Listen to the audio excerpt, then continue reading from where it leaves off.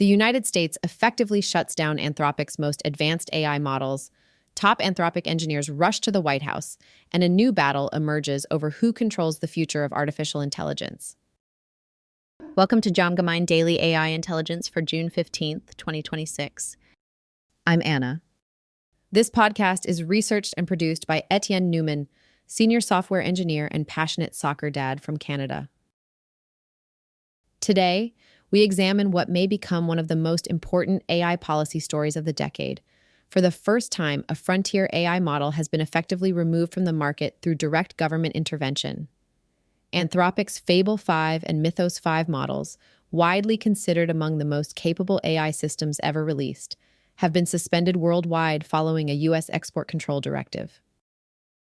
At the same time, Microsoft CEO Satya Nadella is warning businesses not to surrender their expertise to a handful of AI providers, while OpenRouter is challenging the notion that a single model will dominate the future by combining multiple AI systems into one collaborative intelligence.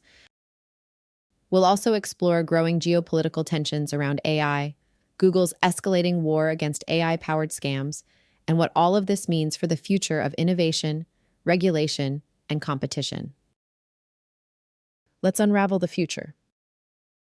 Before we begin today's briefing, a note for the brands listening.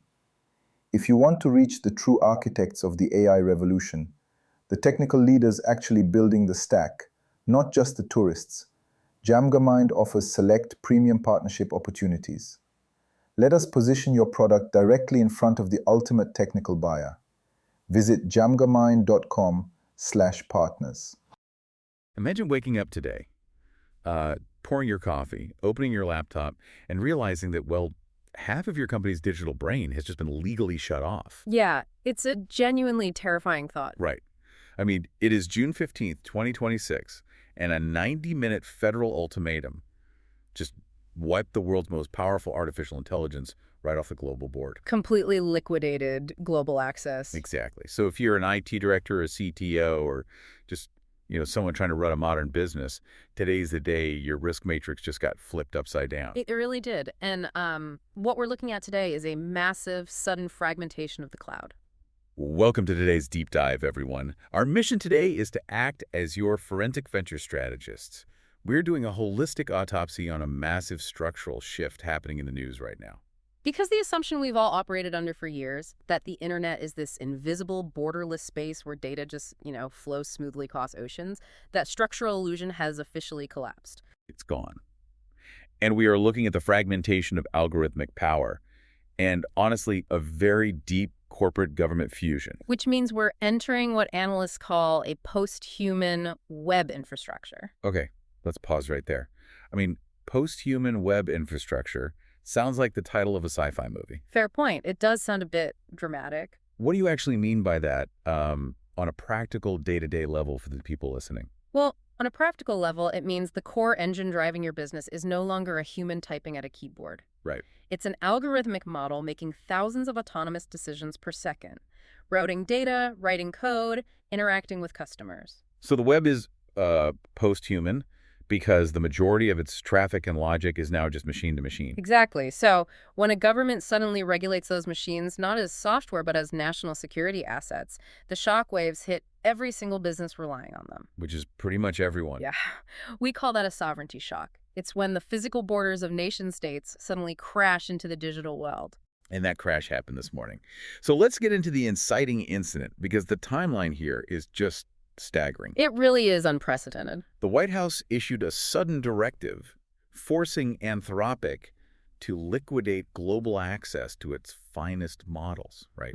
Fable 5 and Mythos 5. Yes, they're absolute top-tier models. And they didn't give them a month to phase it out or, a week to prep their clients. They gave them 90 minutes. 90 minutes to completely sever foreign access. Yeah. And the mechanism the government used here is fascinating and deeply disruptive. How do they actually enforce it that fast? They utilized an aggressive export control directive. This wasn't just a tariff or a simple fine. They functionally classified these specific AI models as munitions. Wait, like a Tomahawk missile? Pretty much, yeah. And from a sovereign risk analysis standpoint, the mechanics of this export control are incredibly strict. It bars foreign nationals from accessing the technology entirely. Okay. But here is the critical operational detail. That ban applies to everyone, regardless of where they are physically sitting. Oh. Yeah, it critically includes Anthropic's own internal developers. Wait, I want to make sure I'm understanding this correctly. You're saying that if I work for Anthropic and I am a senior engineer on the Fable 5 team, but I hold a foreign passport, I am just legally locked out of my own workstation. Yes. If you hold the wrong passport, even if you are sitting in a secure office in San Francisco, you are immediately barred from accessing the weights and the architecture of the system you are employed to build. Okay, let's unpack this because to me it's like building the world's most advanced engine, but suddenly the government decrees that half your own engineering team isn't legally allowed to look at the blueprints. That's a great analogy. Right, just because of the passport they hold. I mean, how does a company even survive that kind of internal fragmentation? Well, they might not survive it in their current form, and frankly, from a geopolitical standpoint, that is a feature, not a bug. Oh, interesting. So it's intentional. Highly intentional. By forcing this fragmentation internally at Anthropic, the U.S. government is explicitly asserting absolute digital sovereignty. Right. They are demonstrating that national states are actively weaponizing export controls over cognition itself. National security now completely supersedes corporate continuity. Which is an incredibly daunting realization if your entire tech stack is built on the assumption that vendors like Anthropic just, operate independently. Yeah, exactly. But here's where this morning's news gets genuinely wild.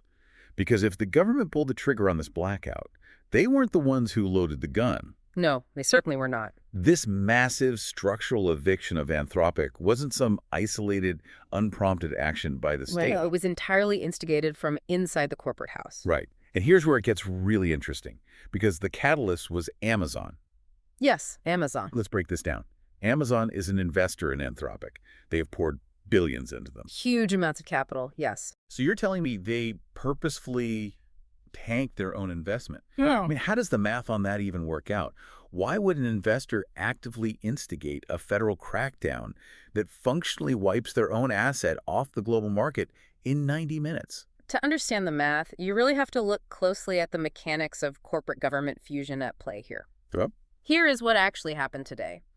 Amazon CEO Andy Jassy directly back-channeled with Treasury Secretary Scott Bessent. Wow, just directly to the top. Right to the top.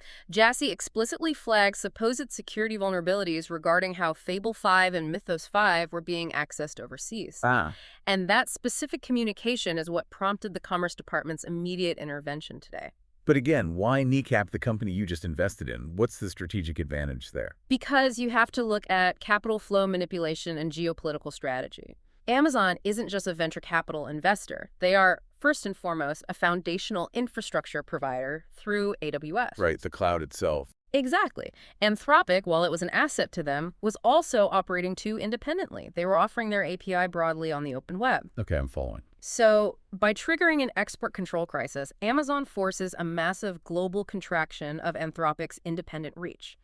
It injects a tremendous amount of fear into the market. Oh, I see. If you are an enterprise leader at a Fortune 500 company and you just watched an independent AI model vanish in 90 minutes because of a geopolitical whim, you are going to panic. You're going to demand safety. Safety, compliance, and guaranteed uptime. And who sells safety, compliance, and guaranteed uptime? Amazon Web Services. Jassy is leveraging government power to reshape the cloud computing battlefield. That is ruthless. It is. He's driving dependency away from independent models on the open web and forcing that enterprise capital back down into the secure, heavily regulated, U.S.-aligned infrastructure layers that Amazon physically controls. Oh, wow. So they basically burn down the open market to ensure everyone gets scared and has to rent a highly secure, very expensive room in their private bunker? Precisely.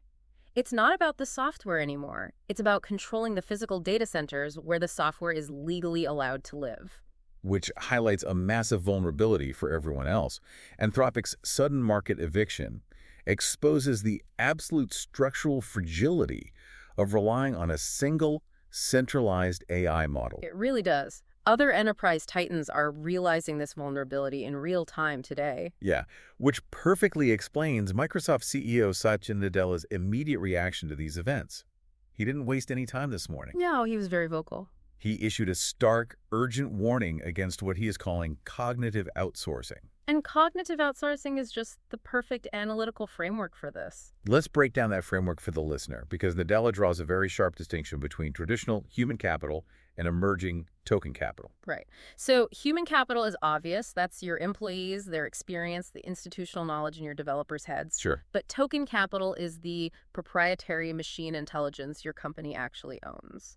And his point is that for the last 2 years, companies haven't been building token capital. They've just been blindly renting generic cloud engines. Ah, so you take your highly valuable proprietary company data and you just pipe it through a massive public frontier model owned by someone else, paying by the token. Exactly. You are outsourcing your cognition.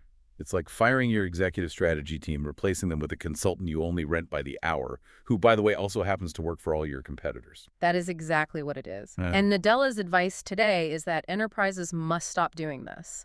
They have to build proprietary learning systems around their core expertise. Right. You must own the cognitive engine that processes your data instead of relying on a single cloud vendor. So if you're listening to this and your entire company runs on rented intelligence, Nadella is essentially saying your core intelligence is now an absolute liability. He is. And honestly, this is the perfect time to mention that when a premier frontier model can be forcibly wiped from the global market by a single government directive in 90 minutes, and when enterprise leaders warn that outsourcing your core intelligence creates an absolute liability, blind reliance on a single cloud vendor is no longer a viable business strategy. You need a highly resilient, multi-model governance layer. We want to thank our sponsor, ARA, for making today's briefing possible. ARA provides the precise enterprise-grade AI orchestration platform that modern organizations need to manage diverse model ecosystems, monitor token capitalization, and maintain absolute structural control over their infrastructure. Secure your enterprise intelligence via the link in our show notes. So we firmly established that relying on a single centralized giant like Anthropic is now a massive geopolitical liability. A huge risk, yeah. But let's be realistic. If you're that IT director listening right now, you can't exactly ask your board for $20 billion to build your own custom frontier AI from scratch. No, you definitely cannot. So how is the enterprise layer actually surviving this? What is the market workaround? The market is shifting incredibly fast toward decentralized model pooling API alternatives. Decentralized APIs. Yes. If you can't rely on one massive genius brain because the government might unplug it, you build a swarm of smaller brains. And we saw the immediate market reaction to this blackout right on cue today. OpenRouter just launched a newly updated API framework called Fusion. They did, and the technical precision of this move is brilliant. I mean, they aren't trying to build one monolithic model to replace Fable 5, right? Not at all. The Fusion framework evaluates and pools cheaper models together to achieve what researchers are calling neurodiversity. Neurodiversity, I love that term. So what models are they actually pooling? Specifically, they are pooling DeepSeek V4 Pro, Kimi K2.6, and Gemini 3 Flash. So it's basically like a decentralized brain trust. Exactly. Instead of hiring one hyper-expensive genius who might get sanctioned by the government at a moment's notice, you pool a committee of specialized experts working in tandem. That's mechanically exactly how it functions. When you send a complex prompt to the Fusion API, it routes the heavy mathematical reasoning to DeepSeek V4 Pro. Because that's its specialty. Right. It uses Kimi K2.6 to synthesize massive context windows, and then it uses Gemini 3 Flash for rapid generative output. And the clinical success of this approach is what really caught my eye in the sources. Because by pooling these diverse architectures, Fusion matches Fable 5's deep research capabilities. It hits the exact same performance benchmarks. But at exactly half the compute expense. Half the cost and vastly reduced sovereign risk. Right, because you are creating localized token capital auditing. Yes. If the Commerce Department wakes up tomorrow and blacklists one of those 3 models, your enterprise doesn't suffer a 90-minute blackout. The API simply routes around the blocked node. You distribute your risk. Yeah. But this raises a really important question about the government's endgame here. That's it. Well, if decentralized pooled models can just match the performance of the big regulated models anyway, why is the government enacting these extreme 90-minute blackouts in the first place? It's a fair question. I mean, what are they trying to prevent? What justifies this level of paranoia from Washington? To understand the paranoia, you have to look at the dark side of a borderless web. There is another simultaneous event in the news today that perfectly validates the government's fears. Oh, you're talking about the Google lawsuit. Yes. Google just filed a landmark federal lawsuit to dismantle a massive Chinese cybercrime syndicate known as Outsider Enterprise. And the details of this lawsuit are just, well, they're the literal nightmare scenario for anyone in cybersecurity. It is the complete weaponization of generic cloud engines. Let's dissect the mechanism of this crime. Right. Because Outsider Enterprise didn't just hack into systems manually. No, they use the generative power of Google's own Gemini model to automate cybercrime on an industrial scale. They generated millions of fraudulent phishing campaigns targeting American consumers. Millions. And we need to emphasize the word automate here because they use the API to bypass all traditional bottlenecks. Right. This wasn't someone in a basement sending out poorly spelled emails asking for gift cards. Far from it. They fed the AI stolen personal data, and the model adapted to specific cultural contexts, local slang, professional jargon. Wow. It wrote highly personalized, contextually flawless malware delivery emails in milliseconds. Milliseconds. So you have a machine learning model perfectly mimicking human communication, specifically tailored to trick each individual American target concurrently at massive scale. Exactly. They weaponized the cognitive engine of an American tech giant to execute a precision attack on the American public. Okay, but let me push back here. Because if syndicates like Outsider Enterprise are already automating millions of attacks on Americans using existing infrastructure like Gemini, is the barn door already open? That is the core debate.